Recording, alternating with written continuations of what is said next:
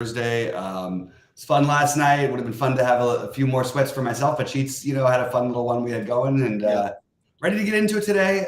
We have a little 2-gamer early slate that we'll talk about briefly, and came up as a question in the premium, from Scott McCarty was asking about, what are some strategies to play? I think that on this slate, you'd have to leave money on the table pretty much no matter what.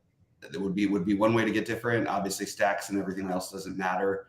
All of trying to get some bats against Springs would be a goal of mine. I would try and get at least one, probably maybe two, because those are going to be the one spot you're going to have low owned. What are your thoughts sort of on these little slates? And I think that if it's possible for someone to be more than 100% owned, it would be Springs. Yeah. So it looks as though the chalk construction is probably going to be Springs and Irvin, with I guess Kluber just close behind, with either Baltimore or I guess Tampa being the more. I guess Baltimore would be the 100% owned hitters, I suppose. So to get different, like I said, to get different on this slate, I mean, how can you? I mean, like, you either don't play Springs, or like you said, I think you're onto the idea is to get a couple of bats against Springs. The idea being, remember that on a 2-game slate, you're not necessarily just getting the bats against Springs, because Springs is not going to pitch 9 innings. He's gonna and for 2-game slate, you're not that greedy. So Right. So give me a couple of, not that Tampa's bullpen probably wouldn't put 5 starters out for Oakland but nonetheless, that's probably what you have to do. I literally just looked at the slate like 5 minutes ago, and I figured I'd build something just kind of for fun, but I don't know exactly what I would do. So I guess the best plays, I guess Irvin's got to be the next best pitcher, right? Irvin, or you could argue for Kluber, although I think more people will stack against Kluber than Irvin. Or not. Who would be your favorite Boston guy here? I think just taking like, you can use the cheap guys. I think Cassis just for the power upside, and then potentially Dahlbeck for the power upside. Yeah. I think that those would be the ones I would go with. I did post. They're the same position. You can't play them both. Yes, you can. Oh, or Dahlbeck's multi. Yeah, he's third base shortstop. He's playing shortstop in general. Oh, he's first and third today, Dahlbeck. Oh, that's weird. He played shortstop yesterday. So if you start with this, if you start with Springs and 2 Red Sox, I guess that's okay, right? Yeah, Springs 2 Red Sox, leave 1,000 on the table. That would be the way I'd approach it. And then you can just do what you want. Then you play. Yeah. You could play a bunch of Baltimores. I guess Rushman is probably who you want to play. Rushman. Yeah. Okay. Yeah, I think that's sort of the idea. Rushman, Mullins being the 2 best ones probably. Yeah, but I think that it's there's ways to get different. It's not a real fun slate. There's you do the obvious pivot from what the chalky stuff will be, and that's pretty much all you can do. Yeah, I'll tell you what, Justin Thomas literally cannot make a putt. Like, he's just gotten so bad at it. Sorry, I had it on in the background and I couldn't help it. He just can't make anything these days. Yeah, I had like 3/4 of my guys don't start till like 12:30, so I'm not. I know most of my guys too, but I get it. I'm just frustrated with him. Oh, damn, it's too bad. Yeah, BBF. Well, yeah, it's tough to. Yeah, I mean, that's still a nice job on the 9th place finish. I'm guessing that must be the mini max, because I didn't see the name in the $15, but so I missed the mini max. But yeah, it's too bad. So this is what you could do, right? So you have Springs and Irvin. If you play like 2 Red Sox against Springs, then I put in 2 Oaklands against Irvin. That being Booker, cheap Booker, and like maybe stolen base upside Laureano. And then now we're different, I think. That's the exact lineup that I built, by the way. And leaving 2,100 on the table. Yeah, I built that exact lineup. Oh, really? One of my 2 I actually had to like go de-chalkify it more. So I took the word, like I didn't take Rooker because he's going to be owned. So instead, playing the Vavra, or one of the worst hitters down there, is probably a good. But how high owned is he going to be with Irvin? People don't care. It doesn't. Oh, well, I'm just asking. Pitchers don't mean anything. It's just trying to get points. You could literally play 5 guys against your pitcher in this format, and it's totally fine. I actually think that might be the way to go. If you were playing more entries, like maybe play like 3 or 4 Red Sox against Springs, because he's not going to be in there the whole game anyway. Anyway, all right, we can move on to the main slate. Well, I thought that would be exciting because the 5-gamer tonight, the pitching is pretty atrocious. But what's the difference? Last night my pitching was no bargain either, I guess. So Yeah. So but meanwhile, after all that, and it just goes to show you what strikeout upside does. Like Strider had his worst performance and he still had 20. Right. That's what happens. All right. You want to just go game by game here? Yeah, let's go game by game. It's it's a weird little slate. I like these 5 gamers sometimes. They get a little different. Remember, it's 6:40, so we'll try to go. Well, we're going to try to go early anyway, Sheets. So whatever time is good for you, we can do the live. Oh yeah, I have to be out of here by 6:20ish anyway. So we'll go like 5:30, 5:40, something like that. Okay. Yeah, that's totally fine by me.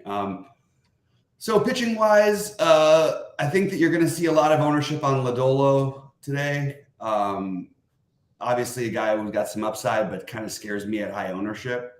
So I don't know where to go here. And I don't mind if you want to take a shot with Bailey Falter just because of the matchup, but this is where we're at on this slate. It's really hard to know what to do. Now, if you want upside, Lodolo is probably your guy.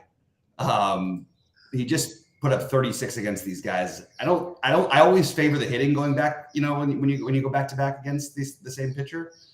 And Bailey Falter, threw 86 pitches, which is, good enough for me. And the same team again. It's the same matchup. We just saw this matchup the other day.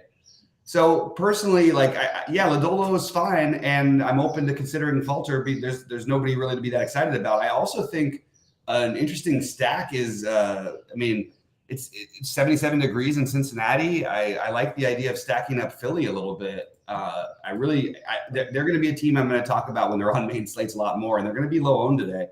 They have patience, enough patience at the plate against even Lodolo, a good pitcher. I feel like the Turner, Real Muto guys aren't going to be owned. Schwarber won't be owned at all. If he's in the lefty Castellanos. I could definitely see myself talking myself into to Philadelphia, and I think you can make a similar case for Cincinnati, but I do think they'll be a lot more popular. So it just depends on how you go. What do you want to do with this one? Yeah. So yesterday we were talking about different slate, different pitchers, different whatever. I was talking about maybe playing a pitcher against Philly, and you were telling me the Philly's good, man. They have some hitters over here. They were in the World Series last year, and they've got better. And you pick you take a chalky. One of the 3 chalk pitchers, and you take one of them with one of the worst teams in baseball. You know what I mean? Against Philly, I don't want to play Lodolo. If you want to know the truth, I kind of like Philly here. So I'm kind of down with that. You get leverage. You get some good hitters. It's a small slate. Mm-hmm. I kind of like it. You're gonna have a really obvious hitting option, which we'll get to in a couple of games. But I think the Philly does the trick here. I think I like this. I do think that if you do play Lodolo, again, same thing. You can't play. I don't think you can play Lodolo with Toronto, for example. But I prefer to not play him if you want to know the truth. So for me, Philly, and then probably try to fade Lodolo. And as far as the Cincinnati side, I didn't even think about the Cincinnati side of this game. It is, like you said, it is going to be warm. It's a good hitter's park in general. I didn't quite get to Cincinnati, but if you want to try to talk me into that, I will. I'll listen. I think they're pretty. I think they're one of the chalkiest spots. Oh, well, screw them. Okay, forget it. But you might be able to find some guys that aren't. Will Myers is 2,700 batting third.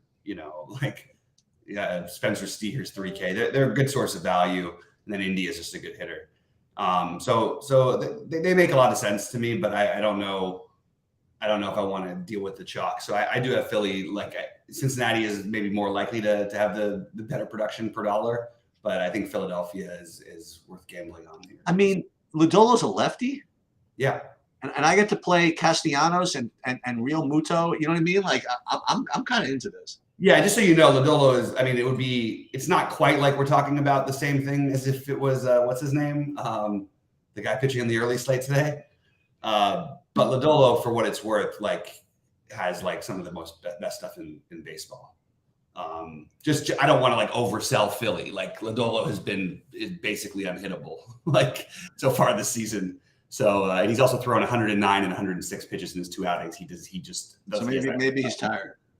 Yeah, I'm just saying that he's a lot better of a pitcher than there's a reason why he's going to be chalky against Philadelphia. Well, if he's 10% owned, it's good that he's stretched out. But if he's 40% owned, then he's probably tired. It's happening. Maybe I don't know. So the other one's interesting. Like I actually don't have any issue with Joe Ryan outside of maybe the ownership, and I have no issue with Brito. I also don't feel the urge to stack this game. The hitting doesn't appeal to me, except for the weather is unbelievable. It's 87 degrees there. It's so hot here. Oh my God, with 10-mile-an-hour winds blowing out. Oh my God, so hot.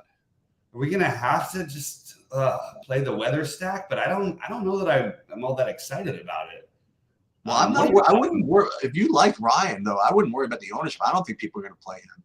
Yeah, I think it's the 3 pitch. I think it's Lodolo, Montgomery, and the other one, and Bassett. No, I think both these guys will get owned. Okay. Maybe by the end of the day they won't. Maybe it'll change.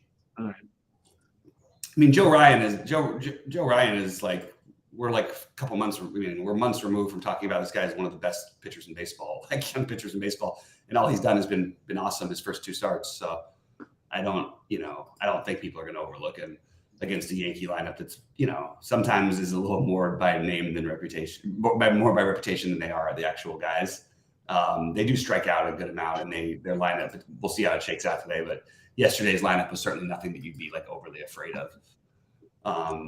So I have Ryan a little bit ahead of Brito, and I don't really like the hitting, except for I might change my mind on this one just because the hitting weather is so good for these pretty powerful offenses. There's a lot of questionables in this game, so that's going to depend on what I do. But Minnesota with Correa and Buxton questionable, the Yankees with Torres and LeMahieu questionable. That will dictate if I do any of the hitting stuff. Do you like these? Do you have any interest in these pitchers? No. No. I mean, I thought they'd be like lower owned, so I would be thinking about it. But it's just a 5-gamer. There can't be that much low ownership. That is a good point. No, I was going to suggest the Yankees as kind of a pivot stack. Again, it's only 5 games or whatever. Minnesota would be kind of like maybe down the list a little bit. So I respect the heat. I respect the weather. I don't think I want to play these pitchers now. Yeah, I think I think that the Yankees' power that make them a little more interesting. If Buxton and Correa are out, Brito is probably going to be my top pitcher. That is a garbage lineup in Minnesota if those guys are out.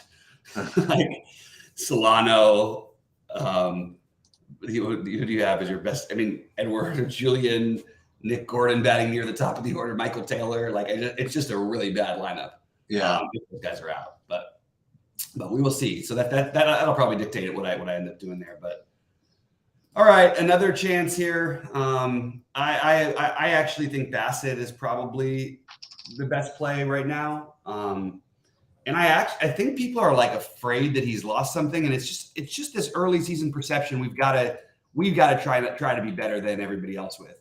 And Bassett had a horrible first start. He looked good in his last outing. You get to Detroit, and everybody who wants to just go out there and say, well, Detroit's pesky and all these things, and it doesn't matter. They're still the worst offense on the slate. Like you don't have a whole lot to choose from. Bassett at 82 when you'd probably play 10-5 for him here.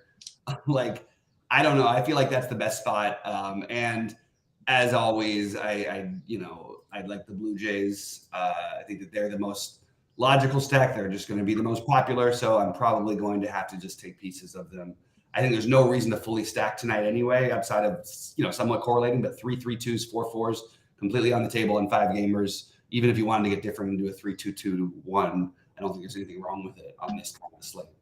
What are your thoughts about these? Do you want to maybe take the other side? Are you going to play Detroit or something? I am. I am.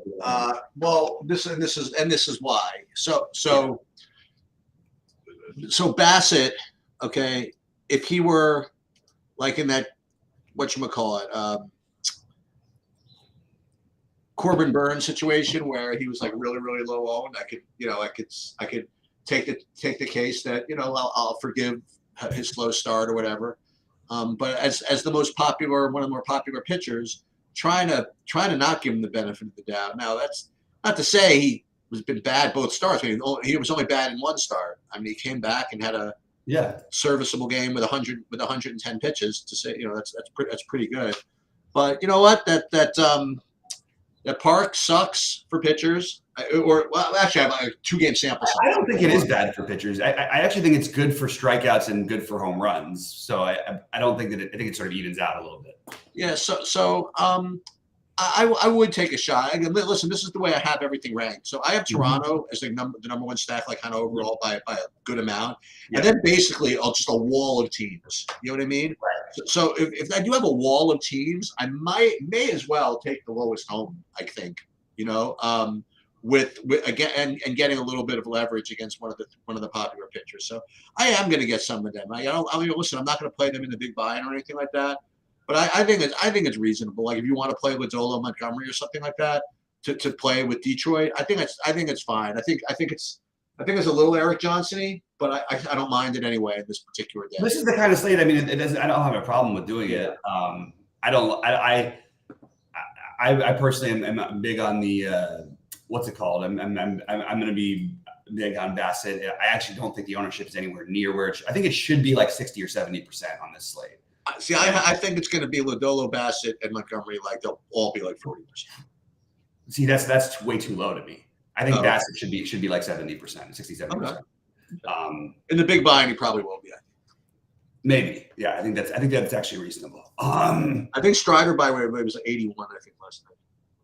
Yeah, which by the way was just way too much. Like, I know I played him in one of my 2 big buy-ins, but like. That's just way too high to be playing 80% owned pitchers with variance. And by the way, he had to bounce back after that start. I mean, he could have been a lot worse. Yep. By the way, I actually think that Sheets. I'm in a little zone with these low owned pitchers that we've been going with. Everybody's sort of getting there. I just need to get the hitting right. Yep. So speaking of that, Montgomery is going to look like the best pitcher on the slate. You've got an already injured Pittsburgh, good hitting weather everywhere, by the way, except for San Diego. This Montgomery is going to be popular. Never a guy I love for DFS, but I like his range of strikeouts is like always like he strikes out one guy or he strikes out 8. Like I don't know. In general, I like Montgomery less than Bassett, and I think he'll be more popular. I think he'll be close, and. So that's where I'm at. Montgomery less than Bassett, and St. Louis is very clearly another good stack. And we don't even know for sure what's happening with the pitching situation for Pittsburgh. Like Velasquez may start. Like I don't know what's going to happen with that. I actually think you could make it like if you hear Velasquez is like good to go and throw like 80 pitches, that's another way you could get different. But I don't think I would like be excited about it. It is weird with St. Louis because maybe leaving Coors, like there's that whole theory about how it, and it's proven somewhat true, but not entirely, that when you leave that your offense struggles for the next series. They are looking actually lower owned than you'd think here. And it's not like they're priced up for Coors. Maybe St. Louis, like I don't think that they're that far behind Toronto to begin with. It's just kind of surprising to see nobody 20% in this game. Like I would have thought on this slate, like you'd have 30%ers in Toronto, you'd have some ownership in the first game, and then you'd be 25, 30%ers in St. Louis. And it doesn't look like it's going to be the case. So St. Louis is purely based on how high owned they are because I like them quite a bit here. I want to attack teams like Detroit, like Pittsburgh, that maybe are just, don't have as much to play for this season, and Washington, those type of teams. I always want to try and beat up on them. Cincinnati. So I think this maybe if they stay in the team ownership, I have no problem going after, especially Goldschmidt, Arenado. Let's see. I think Brandon Donovan will be low owned. He was only 7% owned yesterday in Coors. I think Tyler O'Neill, depending on where he hits, could be like 10%. Nolan Gorman, if he's batting further in the order, will be like 8%. And then Jordan Walker, people are going to be frustrated they didn't get what they wanted out of him from in Colorado. And he and Edman down at the bottom of the order will be unowned. I kind of like St. Louis, just factoring in the ownership being lower than I thought it was going to be. Yeah, I have Montgomery as one of the three. See, again, I have it Bassett, Lodolo, Montgomery, all like about 40%. I don't think any of them are must plays. I mean, right. I think they're all in the context of the slate. Maybe they have to be, but I'm not gonna worry if I don't have one of these guys. Let's put it that way. And I agree with you. I like St. Louis as a non-Toronto stat, and I really don't have anything to add. Yeah. Yeah, it's kind of funny. The one cloud with rain thing you see is in San Diego. You mentioned this. Yeah, it's been happening. I don't know what's happened. The rest of the country is that whatever happened to you guys, we have not been getting the warm weather in general, and it's been a very, very weird year out here. So okay, Nick Martinez is the other pitcher on my list. I actually could see a case for the offenses here. I don't love it's a small slate, but 53 degrees versus 80 degrees and wind blowing out everywhere else doesn't feel as appealing. No, but it is a small slate, and it's not a bad matchup for either team, to be honest with you. And I like St. Louis a little better, but if you tell me you get the Padres at, I don't know, 2/3 of the ownership, only double-digit owned guys being like Machado and Soto, yeah, I could talk myself into a Padres stack and basically exclude those guys. Or what I probably would do is take my favorite pieces, which would be my favorite pieces on the slate, Soto, Vlad, and some are obvious ones, but I think you can sort of piece things together today. But maybe round it out to a 3-man San Diego and play Cronenworth, who no one's going to play today because the position's so strong. I think there's a good argument for San Diego, and I think that they're I like the idea of Philly and Cincinnati because I think that'll be off the board more. But I think that San Diego is my next favorite off the board ish, lower owned, and Toronto, St. Louis being my favorite too in that order. But I think San Diego sort of fits the same bill as the Reds for me, as a team I can sort of get different with. But what's different is that with them you're spending up, with the Reds you're spending down. But I'm open to them even in ugly weather, and I'm just not getting to Nick Martinez. I don't think is very good, and I certainly think you could argue for some of these Rowdy Tellez at 3,200, Jesse Winker if he plays, Willy Adames always in play, and I think that's viable too. But I'm not overwhelmingly excited. It's really hard to be that excited about anything on this slate because I don't have a specific this is what I'm doing to get different today figured out yet. Is Milwaukee good? Do you mean their offense, or what do you mean about them? As a team. So they're a better than average team. They're probably projected to be, I don't know, I would say maybe the 6th or 7th best team, maybe 7th or 8th best team in baseball. No, I don't really keep up sometimes. Now with but it's mostly pitching based. I mean, they've got the guys who won the Cy Youngs. They've got Woodruff and right. Jones. Yeah, their offense has been sort of a myth over the past years for many reasons. Although they have a couple pieces. So I think San Diego's in play. I think that I would like to play Nick Martinez if you gave me permission. You know what I mean? It's the type of slate where I want to play something dumb like that. So especially Milwaukee hasn't putting up runs, so maybe he'll be even less owned. So yeah, I don't mind this. Again, it's not often that you get San Diego as the worst, as the coldest weather on the slate, or close to it. Mm-hmm. So yeah, I mean, this is again the pitching is kind of the pitching is fishy, I think. So you tell me you can get the 9:40 p.m. guy that probably is going to get very kind of ignored. A little cloud on the thing. That's not a real cloud though. It's not going to. Is it legit rain out risk? Probably not, right? No, I don't think so. We haven't rained out since some administration. It happened this year. Or no, maybe it didn't happen this year. I thought it did, but maybe it didn't. So yeah, so I think that it's I think that if you play same thing as always, if you play Toronto, See, that's what you could do. You could play Nick Williams. Is that his name Williams? You could play Nick Martinez with Toronto. You know what I mean? Matter of fact, maybe play Nick Martinez. This is what you do. You play Nick Martinez with like one of those Yankee guys. Brito. Or the Philly guy. I think Nick Martinez. My first build, actually, before I started thinking more about Bassett, was Nick Martinez and Brito for the Yankees. I like it because I do think you'll get a little lower ownership. You can kind of do what you want with your salary. And actually, in my first build, all I did was stack up the Philly Cincinnati game and didn't play anybody else. Just to give it, any of you could probably figure out what the build is, but I'll post it in the premium channel a little bit later and on the site and all that stuff.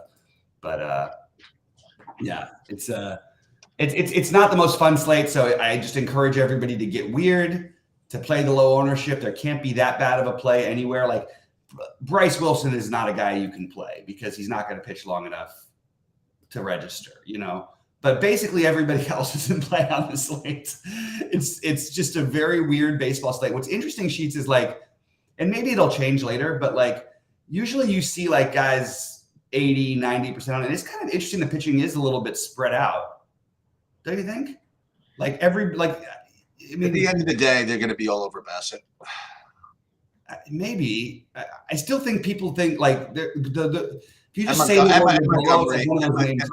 Montgomery. They might not play Lodolo as much just because of Philly. I don't know. Maybe, but he is one of those names that all the DFS nerds love. Oh, is that right? Okay. Like, yeah, he's just like who else comes into the season, throws 109, 106 pitches his first two starts and just absolutely dominates everybody? It's true. It's like springs with a leash. But I do think that you can get to him if things break wrong. So I like the idea of getting exposure to that game. Anyway, I'll post my stuff my stuff a little later. Sheets, anything else before we get out of here? Kind of an uninspiring slate. Very uninspiring. So we'll go early and hopefully we'll have an inspiring result. Sounds good. All right, we'll see you like